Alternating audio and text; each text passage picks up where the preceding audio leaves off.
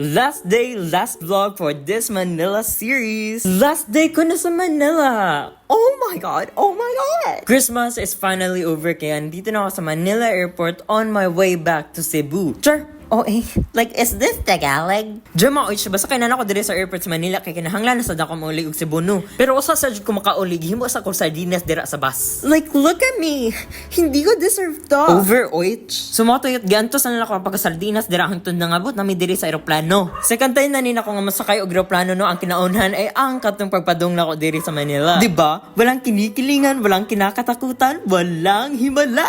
At Cebu Pacific, your safety and comfort always comes first. Healing for everyone. Pero nga nang diri jud ko gibutan sa emergency exit, gitagaan pa kog tunanan ko unsaon ni pag-abli. Pwede mag-open notes kung mga unsa ta diri. Oy, pero mo to palupad na ang barko no. Ay, sa barko. Palupad na ang eroplano ug mahuwat na lang pila ka minuto ani para motugpa. Ug samtang wala pa nag-enjoy lang sa ako sa view kay dugay na jud ko ganahan ani nga maglupad-lupad. Sayang lang nahutdan kog lana. Pero mayo kay na sila baligya diri mao ni palitan na sad ko para remembrance na lang sad. Ug karon abot na jud ta nakatugpa na jud nda ko nga langgam ug padung na tagawas makatamak na jud ta balik sa Cebu. Ug mo to hinihinay naglaog mga pasahero kay lain sa gyud magpaabot abuntag diri nga di man ni barko. Touchdown Cebu na jud kinaabot na ta diri sa Mactan Airport ug nisakay na mi dayon sa shuttle nga gahuwat. May gani ko daman-daman na ani kadlaw na kay na nabuang na sa yus buntag makapangutana jud ta pilay plete sa shuttle. Ug kana mag-goodbye na ta sa eroplano ug sa to solo trip nga maka-proud jud kaayo kay successful walay aberya. Not bad for our first timer jud. Ug karon naa na ta diri sa baggage area sa may tawag ana kay basta magkuha na ko sa malita. Ug sa first timer nakulbaan ko diri dapita kay abi na kog nawala na kay dugay kayo ni gawas. Na makabahan jud ang akin ug mawala ni ako mga gamit. Na thank you next na lang ang mga pinaskuhan. Kidding aside ako kay ko pasalamat sa mga tiyo Manoy Manang for welcoming me in their home. Welcoming? Tama ba? Basta to my cousins, relatives, my mom, my sister for making this journey happen. Over naman sa words of gratitude. Basta thank you so much. I am finally going back home. Balik buhay na tayo kasi tapos na ang Pasko.